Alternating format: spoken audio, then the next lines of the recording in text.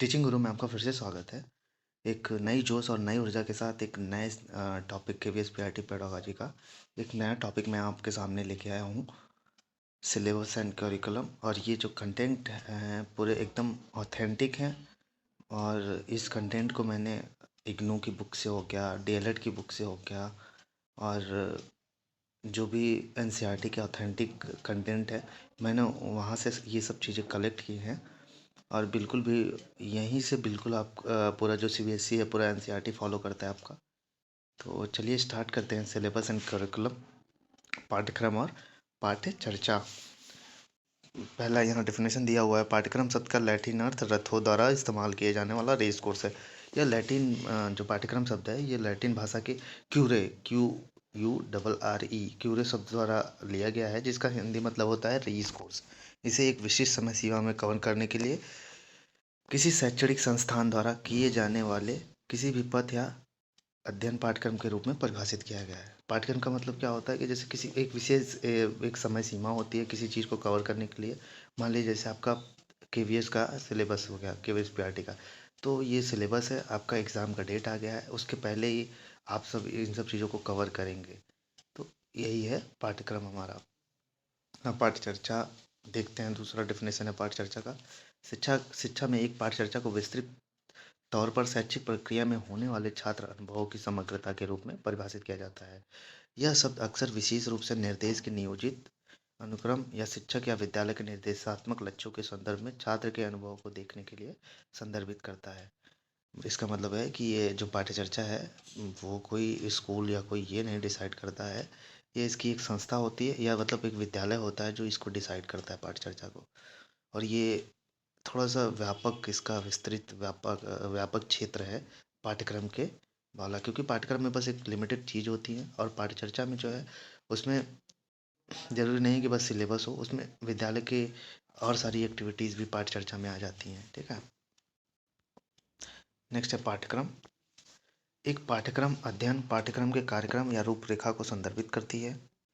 दूसरे शब्दों में पाठ्यक्रम अध्ययन के किसी विषय विशेष के लिए निर्धारित या किसी विशेष अध्ययन के अंशों को संदर्भित करता है। तो वही मैंने जो आपको बताया कि ये जो पाठ्यक्रम है एक एक कह सकते हैं आप डॉक्यूमेंट है, या कह सकते हैं एक दस्तावेज है कि जिसकी हम एक रूपरेखा तैयार करते हैं, और उसी को एक समय सीमा के निश्चित समय सीमा के आधार आधार पर एक निर्धारित चीज़ें उसमें हम पढ़ाई के लिए या पढ़ाने के लिए कवर करते हैं। जैसे हम आपको एग्जांपल देते हैं। मान लीजिए आपका केवीएस का पहला यूनिट है। हाँ, उसमें उसके अंतर्गत कई सारे टॉपिक दिए हुए हैं। तो ये हमारा क्या हो गया, पाठ्यक्रम हो गया।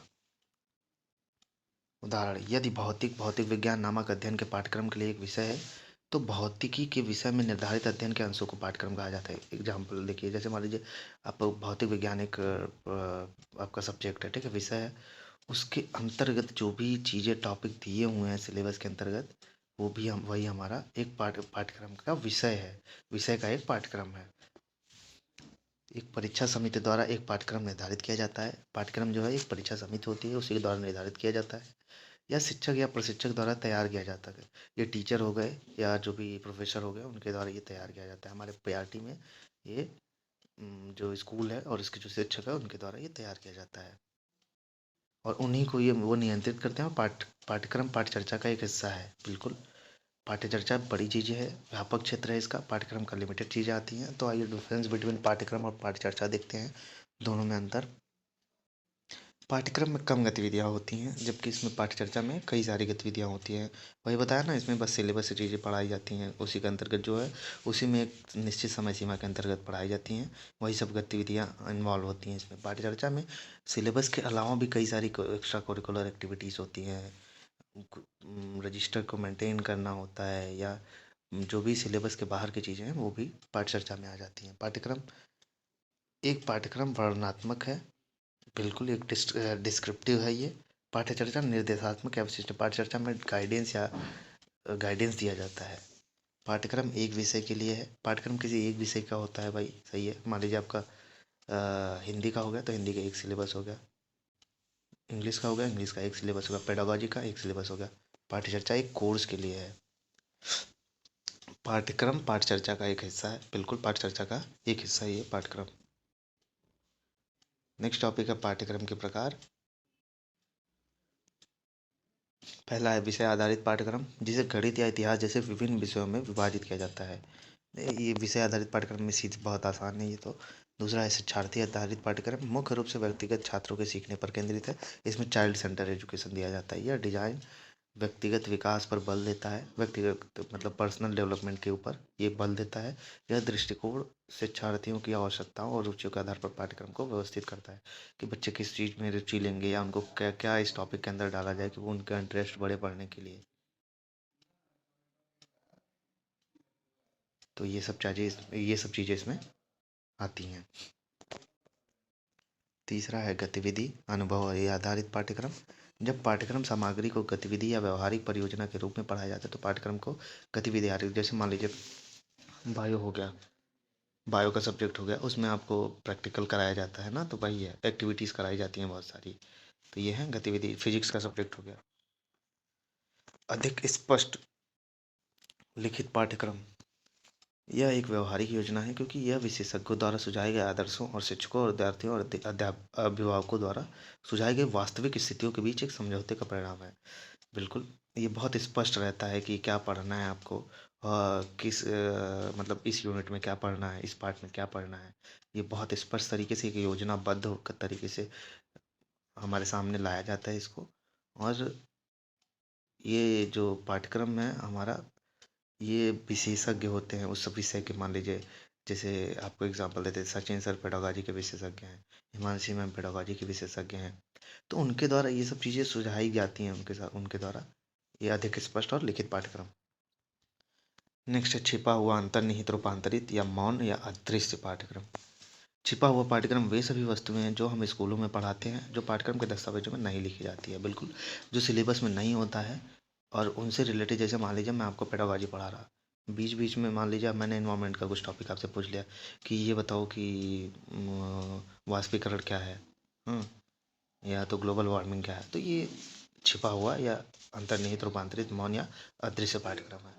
नेक्स्ट है शून्य पाठ्यक्रम, वह जिसे पढ़ाया नहीं जाता। कभी कभी शिक्षक जानबूझकर या अनजाने में कुछ विषय वस्तु या कौशल की अपेक्षा करता है। एक शिक्षक कुछ विचारों को महत्वहीन समझ सकता है और उन्हें अनदेखा कर सकता है। बिल्कुल, शून्य पाठ्यक्रम क्या है कि जैसे उसका कहीं तक दूर दूर तक मतलब आपके सिलेबस से, आपके करिकुलम से रिलेटेड नहीं है, और ऐसे ही टीचर उसको बीच में कुछ जानने के लिए या कुछ ऐसे समझने के लिए पूछ लेता है जिसका कोई बहुत विशेष मतलब नहीं होता, जो पाठ्यक्रम के अंदर नहीं आता है। नेक्स्ट है आकस्मिक पाठ्यक्रम, इस आधार पर आधारित है कि बच्चे सीखने में सबसे अधिक सफल होते हैं जब पाठ्यक्रम के अनुभव उनकी रुचियों, क्षमताओं, जरूरतों और जीवित वास्तविकताओं के लिए होते हैं। आकस्मिक पाठ्यक्रम उसे कहते हैं बच्चे जब इस पाठ्यक्रम को बहुत ज़्यादा सीखने में सफल होते हैं क्योंकि ये अनुभव के आधारित पर होता है, उनकी रुचियों के आधारित पर होता है, उनकी क्षमताओं तथा उनकी ज़रूरतें और जैसे दैनिक जीवन के में जो वास्तविक चीज़ें हैं उनसे रिलेटेड होती हैं। नोट, कोई विषय तब नहीं पढ़ाया जाता जब वह, सही बात, एक नोट करके इम्पॉर्टेंट पॉइंट है जो मुझे बुक से मिला था, कोई विषय तब नहीं पढ़ाया जाता जब वह, क्यों नहीं पढ़ाया जाता, जब वह बहुत महत्वहीन हो, मतलब उसका कोई मतलब ना हो, बहुत विवादास्पद हो, मतलब उसके ऊपर कई सारे विवाद चल रहे हो, धर्म से रिलेटेड हो गया, किसी भी चीज़ से हो गया, बहुत अनुचित हो, उसका कोई मतलब ना हो, समय के अनुसार नहीं हो, अब आउटडेटेड चीज़ें हो, मतलब कि जो प्रेजेंट में सिलेबस है हमारा पुराना सिलेबस से क्या मतलब है इसका, यह ज़रूरी नहीं है, कोई ज़रूरत नहीं है उसकी। नेक्स्ट है पाठ्यक्रम की श्रेणियाँ। तीन व्यापक श्रेणियाँ होती हैं पाठ्यक्रम की। पहला है विषय केंद्रित, इस तरह के पाठ्यक्रम किसी एक विषय या क्षेत्र पर केंद्रित होते हैं।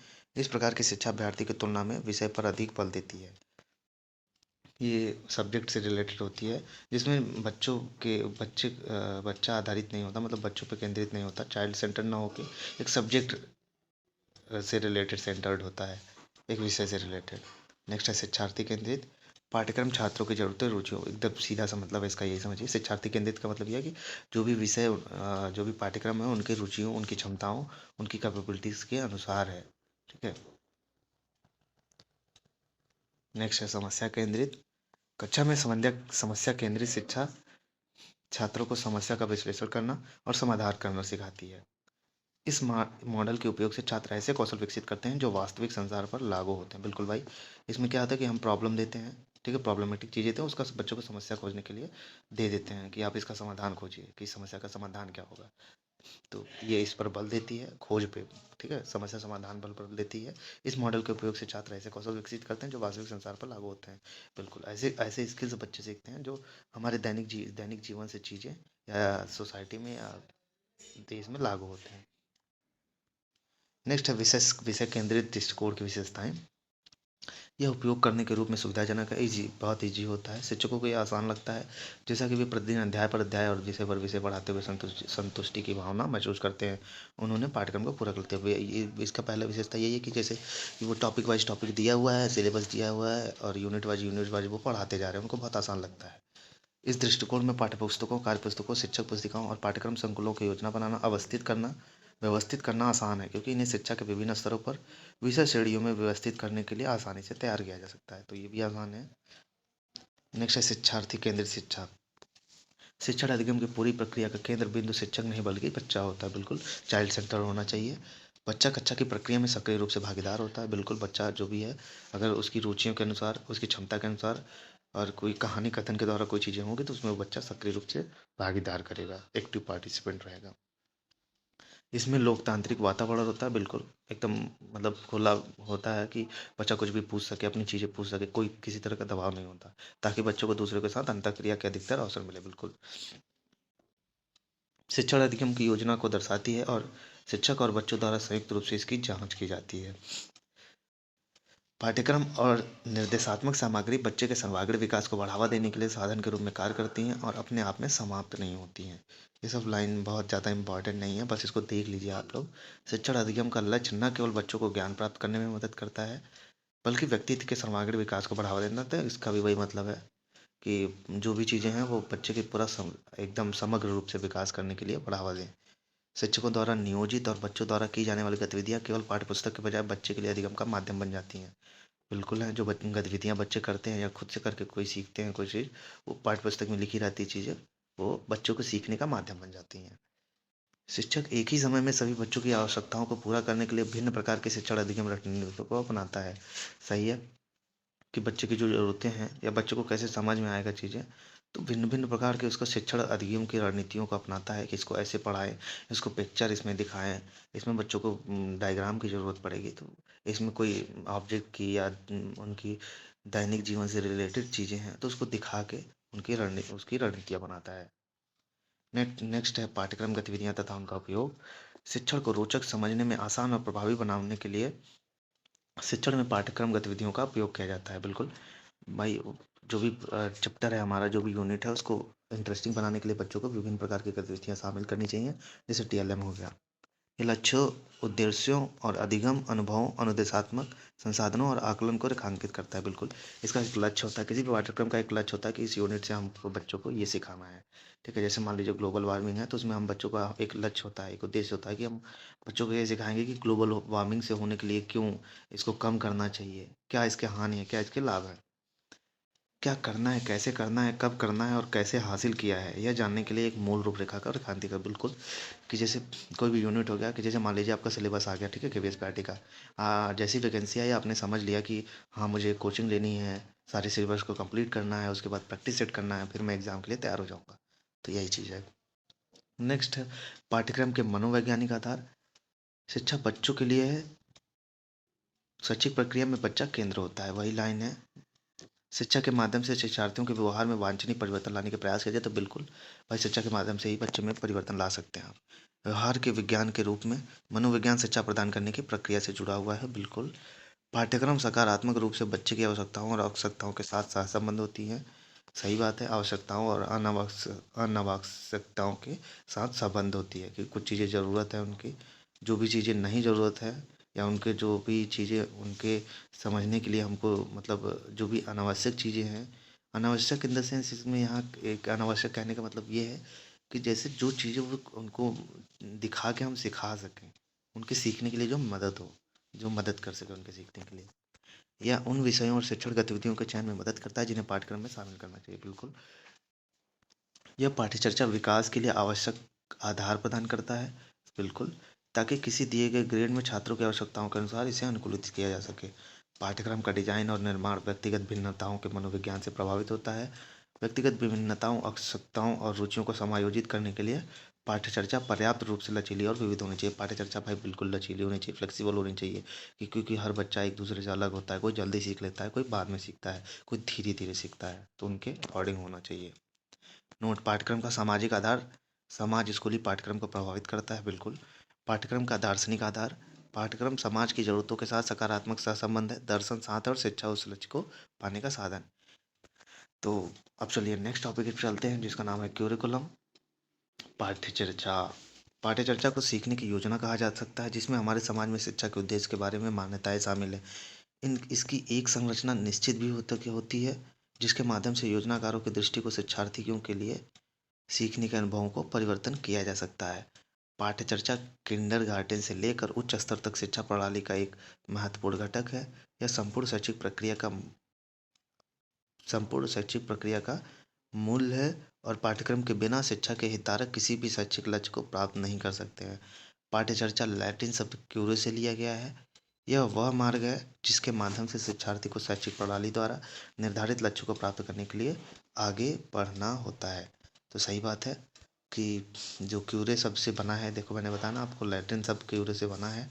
ये यह वह मार्ग है जिसके माध्यम से शिक्षार्थी को शैक्षिक प्रणाली द्वारा निर्धारित लक्ष्यों को प्राप्त करने के लिए, भाई बिल्कुल एक मार्ग है ना। आप पूरी पाठ्यचर्चा जो है उसको मार्ग, जो सिलेबस है हमारा, उसको एक पथ के अनुसार ले चलते हैं कि पहले ठीक है हम ये यूनिट पढ़ाएंगे, फिर ये यूनिट पढ़ाएंगे, इसके बाद क्या करना है, हमको क्या एक्टिविटीज इन्वॉल्व करनी है।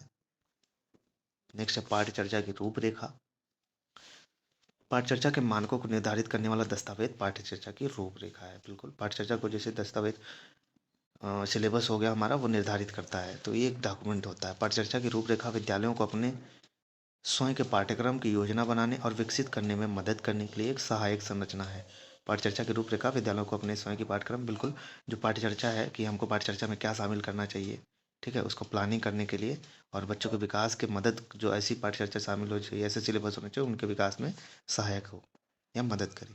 इसमें आवश्यक सीखने के अनुभव, सामान्य कौशल, मूल्य दृष्टिकोण और अधिगम के प्रमुख क्षेत्रों सहित अंतर ग्रथन घटकों का एक समूह शामिल है। बिल्कुल इसमें जैसे कि सीखने के लिए, बच्चों के सीखने के अनुभव, उनमें सामान्य स्किल और उनके मूल्यों को, जो ऐसी चीज़ें शामिल की जाए जो उनके मूल्यों को बढ़ावा दे सके। पाठ्यचर्चा प्रणाली में निरंतरता और गुणवत्ता सुनिश्चित करने के लिए पाठ्यचर्चा रूपरेखा सबसे महत्वपूर्ण अनुकरणों में से एक है। बिल्कुल एक पाठ्यचर्चा आमतौर पर एक दस्तावेज या दस्तावेजों का एक समूह होता है। बिल्कुल एक दस्तावेज होता है भाई, या उनका समूह होता है जो पाठ्यक्रम के लिए मानक निर्धारित करती है और संदर्भ प्रदान करती है, जिसमें मतलब ये होता है कि आपको यही पढ़ानी है, ये मान्य होता है लगभग हर चीज़, हर जगहों पे, जिसमें विषय विशेषज्ञ पाठ्यक्रम विकसित करते हैं। मैंने बताया कि जैसे उसके प्रोफेसर होते हैं या कोई उसके विशेष विशेषज्ञ होते हैं, वही उसको डेवलप करते हैं या उसको बनाते हैं। यह आमतौर पर एक एकल दस्तावेज होता है जो ढांचे के विशिष्ट भागों को कार्यान्वयन को निर्देशित करने के लिए अन्य सामग्रियों द्वारा पूरक होता है। पाठ्यचर्चा रूपरेखा के कार्य, यह एक उपकरण के रूप में कार्य करती है जो शिक्षकों को शिक्षा, हमारे भविष्य को व्यवहार में लाने पर राष्ट्रीय नीति बनाने में मदद करता है। बिल्कुल यह पाठ्यचर्चा के लिए गुणवत्ता मानकों को विकसित करता है। मूल्यांकन की भी आवश्यकता होती है, मूल्यांकन की भी आवश्यकता होती है भाई कि हम क्या पढ़ा रहे हैं, सही पढ़ा रहे हैं कि नहीं, बच्चे सीख पा रहे हैं कि नहीं। पाठ्यक्रम और पाठ्यपुस्तक लेखकों को मार्गदर्शन प्रदान करती है। बिल्कुल एक मार्गदर्शन उनको प्रदान करती है कि कैसे क्या इन्वॉल्व किया जाए, क्या इंक्लूड किया जाए, क्या चीज़ें छोड़ दी जाए, बच्चे कैसे सीखेंगे। पाठ्यचर्चा के क्षेत्र में शामिल गतिविधियाँ, आंतरिक और बाहरी दोनों गतिविधियाँ शामिल स्कूल पाठ्यचर्चा में निम्न पर बल दिया जाता है। एकीकृत प्रक्रिया अधिगम का निर्माण, नेक्स्ट शिक्षार्थी के समग्र विकास का पोषण, बिल्कुल छात्र के अनुभव की समस्या एकाग्रता में समग्रता में सुधार, मतलब ये पूरा सर्वांगीण विकास उनका किया जाए। सभी शिक्षार्थियों को के लिए समावेशी शिक्षा को बढ़ावा देना, बिल्कुल बहुमुखी विकास के लिए पर्याप्त अवसर प्रदान करना, बच्चों को अवसर प्रदान करिए। पाठ्यचर्चा विकास का सुसंगत क्रम, पाठ्यचर्चा का एक सुसंगत क्रम होता है। आवश्यकताओं का आकलन करिए कि बच्चों की क्या चीज़ों की आवश्यकताएं हैं, उनको कैसे क्या पढ़ाया जाए, इस चैप्टर में क्या किस चीज़ की आवश्यकता पड़ेगी, उनको सिखाने के लिए किस टीएलएम का प्रयोग करना चाहिए, उद्देश्यों का निरूपण होना चाहिए। बिल्कुल पुस्तकों अधिगम अनुभवों का चयन होना चाहिए। उसके बाद पाठ्यचर्चा का मूल्यांकन भी होना चाहिए। नेक्स्ट है पाठ्यचर्चा के कार्य, फंक्शन सर्व बाय करिकुलम, अध्ययन और जीवन के विषयों के बीच संश्लेषण करने में मदद करता है। बिल्कुल क्या पढ़ाना है और बच्चों को भी कैसे मदद करेगा आगे के लिए, इसके बीच में एनालिसिस करना होता है। ज्ञान का अर्जन और सुदृढ़ीकरण, बिल्कुल हम उसके पाठ्यचर्चा के माध्यम से कुछ ना कुछ अर्जन करते रहते हैं। नेक्स्ट है समग्र समग्र विकास में मदद करता है। लोकतांत्रिक मूल्यों का विकास होता है बिल्कुल। छात्रों की आवश्यकताओं की विशिष्टता, मूल्यों की प्राप्ति होती है। व्यक्ति और समाज के बीच सामंजस्य होता है। अनुकूल वातावरण का पोषण होता है। पाठ्यक्रम के सोर्सेस मतलब कि पाठ्यक्रम के स्रोत क्या हैं? कम्युनिकेशन थियरी, कम्युनिकेशन टेक्नोलॉजी में भी भाई यूज होता है। टेक्नोलॉजी हो गया, औद्योगिकी में हो गया, सोशियोलॉजी में हो गया, फिलॉसफी में हो गया, साइकोलॉजी में हो गया, मैनेजमेंट प्रबंधन में भी होता है इसका। सब्जेक्ट किसी भी सब्जेक्ट विषय में हो जाए और किसी ऑर्गेनाइजेशन में होता है। इसका उपयोग कहाँ होता है? क्लासिफिकेशन ऑफ कोरिकुलम, वर्गीकरण। पहला है प्रकट पाठ्य चर्चा या स्पष्ट पाठ्य चर्चा। भाई ऐसा पाठ्य चर्चा, इसका सीधा सा मतलब आप ये समझिए कि कोई ऐसी पाठ्य चर्चा जिसको एक प्लानिंग तरीके से, एक प्लान्ड वे में, उसमें गतिविधियाँ या उसमें जो भी शामिल, जो भी चीज़ें हैं, कंटेंट उसके जो भी शामिल हों, ठीक है, बस यही है, एक प्लान तरीके से। नेक्स्ट पढ़ते हैं, चलिए इसको। प्रत्यक्ष पाठ चर्चा या स्पष्ट पाठ चर्चा इच्छित पाठ चर्चा का है। इसमें वे सभी अनुभव पाठ चर्चा और सह पाठ्यक्रम शामिल है जो जानबूझकर स्कूल, कॉलेज या यूनिवर्सिटी संगठन द्वारा शिक्षार्थियों को प्रदान करने के लिए नियमित नियोजित किए जाते हैं। बिल्कुल प्लान किए जाते हैं कि क्या कॉलेज में पढ़ाया जाएगा, क्या स्कूल में पढ़ाया जाएगा, कौन सा टॉपिक इसमें रहना चाहिए, कौन कौन से कंटेंट इसमें होने चाहिए, एक प्लान तरीके में।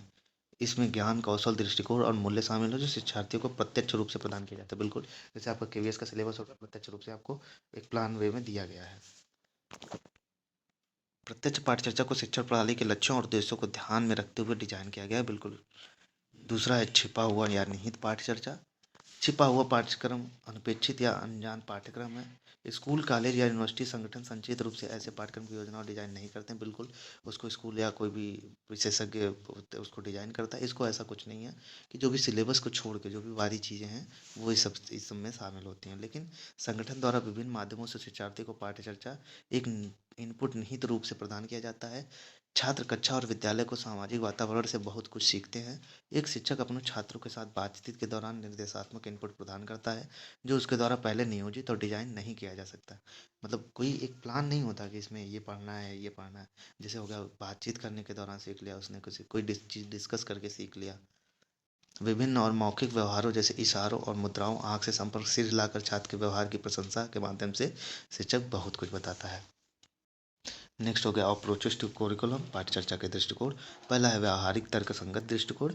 यह तार्किक वैज्ञानिक दृष्टिकोण पर आधारित है जो व्यवहार विज्ञान में अनुसंधान से उभरा है और सोच स्रोत पर आधारित है। दूसरा है सिस्टम मैनेजेरियल, एक प्रबंधन तरीके से, मतलब बिल्कुल एक प्रबंधन तरीके से होना चाहिए कि विद्यालय में क्या। इस सिद्धांत के अनुसार विद्यालय को एक सामाजिक व्यवस्था के रूप में माना जाता है। एक स्कूल प्रणाली के विभिन्न घटक हैं। तीसरा है बौद्धिक अकादमिक दृष्टिकोण। यह स्कूली शिक्षा और शिक्षा को व्यापक परिप्रेक्ष्य में देखता है और ऐतिहासिक और दार्शनिक दृष्टिकोण से शिक्षा पर चर्चा करता है। ये इतना इम्पोर्टेंट नहीं है बट ऐसे देख लीजिए। मानवतावादी सौंदर्यवादी दृष्टिकोण, यह दृष्टिकोण प्रत्येक बच्चे की विशिष्टता पर जोर देता है और पाठ्यक्रम को बच्चे की ज़रूरतों, रुचियों और क्षमता के आधार पर डिजाइन और विकसित किया जाना चाहिए। यह शिक्षार्थियों की आत्म वास्तविकता और आत्मचिंतन पर जोर देता है। नेक्स्ट है इंस्ट्रक्शनल प्लान, वार्षिक योजना।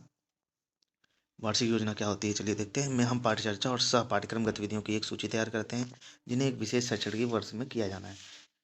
वार्षिक योजना क्या हुआ कि एक साल का कोर्स होता है, जैसे कोई भी एक साल का क्लास होता है हमारा ना, तो उसमें कौन सी पाठ्यक्रम, क्या सिलेबस होना चाहिए, उसमें क्या करिकुलर एक्टिविटीज़ होनी चाहिए, उसको एक सत्र के दौरान शामिल करना वार्षिक योजना कहलाता है। पाठ्यचर्च चर्च संबंधी गतिविधियाँ, गतिविधियाँ जैसे अध्ययन के विषयों का शिक्षण, एक वर्ष सत्र में विभिन्न समय पर परीक्षाओं परीक्षण का संचालन, ये हमारा पाठ्यचर्चा है। का संचालन, शिक्षार्थी के प्रदर्शन का मूल्यांकन, उनका रिजल्ट बनाना, ठीक है, उनका प्रदर्शन का मूल्यांकन करना, उनको नंबर करना, उनका टेस्ट लेना, ठीक है, परीक्षाओं का आयोजन कराना, ये सब गतिविधियाँ इसमें शामिल होती हैं। इन गतिविधियों को संचालित करने के लिए एक औपचारिक समय सारणी का पालन किया जाता है जो ज़्यादातर कक्षा के पाठों तक ही सीमित रहता है। बिल्कुल इनका एक निश्चित समय सारणी होता है कि इस समय में हमको ये पढ़ाना है। जैसे उनका एग्ज़ाम आने वाला है तो उसके पहले हमको सिलेबस कंप्लीट करवाना है।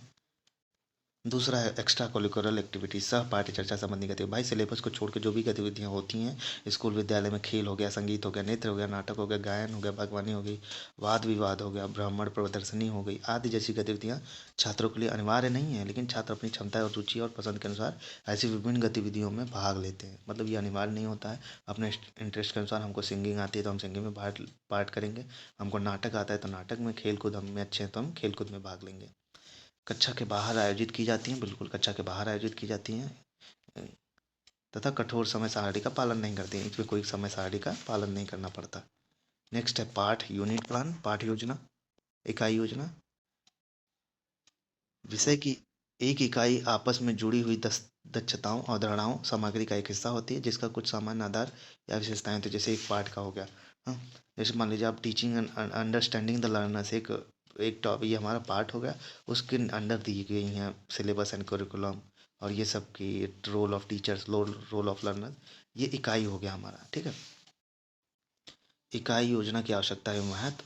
यह शिक्षकों को सीखने सिखाने के बारे में समग्र दृष्टिकोण रखने में मदद करता है। बिल्कुल भाई, शिक्षकों को ये सीखा कैसे बच्चों को पढ़ाना है, ठीक है, उनका दृष्टिकोण बनाने में मदद करता है, प्लानिंग करने में मदद करता है। यह पाठ्यक्रम सहगामी एक व्यवस्थित, अनुक्रमिक और श्रेणीबद्ध व्यवस्था को डिजाइन करने में मदद करता है। बिल्कुल, कि पाठ्यक्रम को जो सिलेबस हो गया उसमें कि क्या चीज़ें इन्वॉल्व होनी चाहिए, हाँ, क्या टीएलएम मटेरियल यूज होना चाहिए, ये सब चीज़ें प्लानिंग और डिज़ाइन उसी के अनुसार, छात्र की रुचियों के अनुसार होना चाहिए। तो ये सब गतिविधियाँ, क्या गतिविधियाँ उसमें शामिल होनी चाहिए, ये सब इसमें शामिल होती हैं। तीसरा, यह संदर्भ के तहत पाठ्यक्रम सामग्री या योग्यता के विभिन्न पहलुओं पर संतुलित जोर देने में मदद करता है। बिल्कुल, यह कक्षा में निपटाए जाने वाली चर्चाओं के साथ पाठ्य सामग्री को सहसंबंधित करने का अवसर प्रदान करता है। यह शिक्षण अधिगम के वैकल्पिक तरीकों के बारे में सोचने और व्यक्तिगत अंतरों के अनुकूल होने में मदद कर सकता है। नेक्स्ट है, यह बच्चों के इकाई वार मूल्यांकन और उपचारात्मक शिक्षण के आयोजन और आवश्यकताओं के अनुसार संवर्धन उपायों को मदद करने में मदद कर सकता है। नेक्स्ट है इकाई योजना तैयार करना। तो पहला है पाठ्यक्रम निर्धारित नहीं होने पर उचित इकाइयों और उप इकाइयों का गठन। दूसरा, इकाइयों से संबंधित सीखने उद्देश्यों का निर्माण। उपयोग की जाने वाली विधियों और तकनीकों का चयन करना चाहिए शिक्षण अधिगम में। चौथा है मूल्यांकन के तरीकों का निर्धारण, भैया कैसे मूल्यांकन करेंगे। नेक्स्ट है advantages of unit plan, unit plan के लाभ। विषय विषय विभिन्न विषयों में निर्धारित पाठ्यक्रम को समय पर पूरा करने में, बिल्कुल पूरा समय को समय से पूरा करने में मदद करता है पाठ्यक्रम। यूनिट प्लान उचित सामग्री और विधियों के उपयोग के लिए पर्याप्त तैयारी करना, कैसे तैयारी करते हैं, टीचर को तैयारी करना होता है कि कैसे क्या पढ़ाया जाए, किस टीएलएम का उपयोग किया जाए इस यूनिट पे, उनकी क्षमता और रुचि के अनुसार होना चाहिए हर चीज़। छात्रों को सीखने की कठिनाइयों को निदान और उपचारात्मक उपायों को विकसित, बिल्कुल कि छात्र को कहाँ कठिनाई हो रही है, उसका उपचार कैसे किया जाए।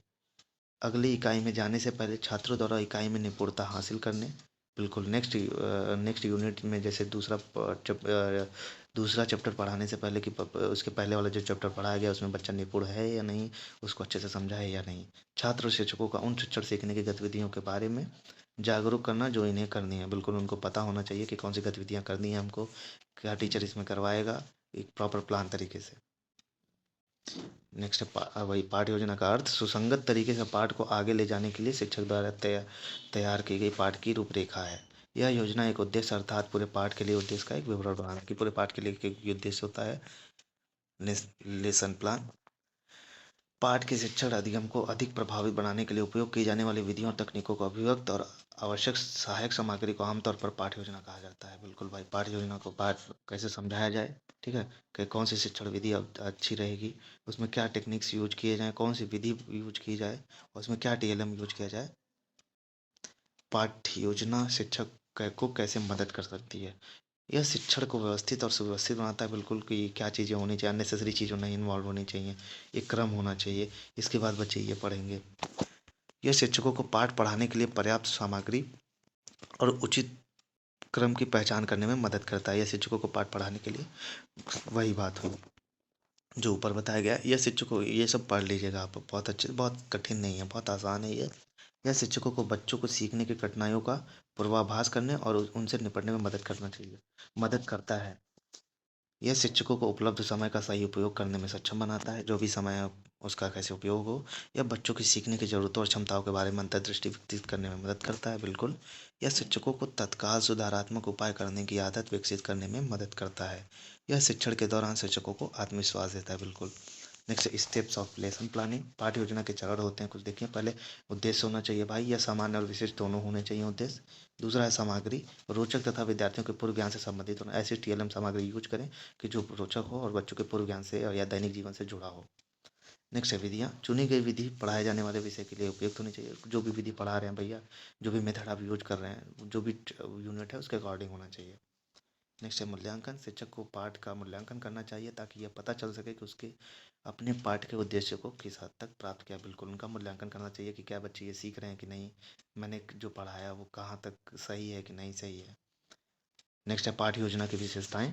उद्देश्य आधारित होनी चाहिए, बिल्कुल पाठ्य योजना वस्तुनिष्ठ आधारित होनी चाहिए। व्यापक पाठ्य योजना व्यापक, सरल, संक्षिप्त होनी चाहिए। लचीला होना चाहिए जिसमें उन परिवर्तनों को शामिल किया जाना चाहिए या जा सके जिनके कक्षा में शिक्षण अधिगम गतिविधियों को संचालन के समय तुरंत उपयोगी आवश्यकता हो। नेक्स्ट है कार्यान्वयन योग्य। एक पाठ्य योजना व्यवहारिक होनी चाहिए अर्थात वास्तविक स्थिति में लागू की जा सके। ठीक है, एक पाठ्य योजना में क्या क्या शामिल है। एक पाठ्य योजना में एक पाठ को संचालन के दौरान एक शिक्षक और कक्षा में छात्रों द्वारा की जाने वाली गतिविधियों का विवरण होता है। गतिविधियों के चरण, पाठ्य योजना की गतिविधियों का चरण होता है। 3 चरण है इसके भैया, देखते हैं। शिक्षण अधिगम से पहले प्रारंभिक गतिविधि, पूर्व सक्रिय चरण की पढ़ाने से पहले वो जो भी एक्टिविटीज़ हैं, गतिविधियाँ इन्वॉल्व होती हैं, ये पूर्व सक्रिय चरण में आते हैं।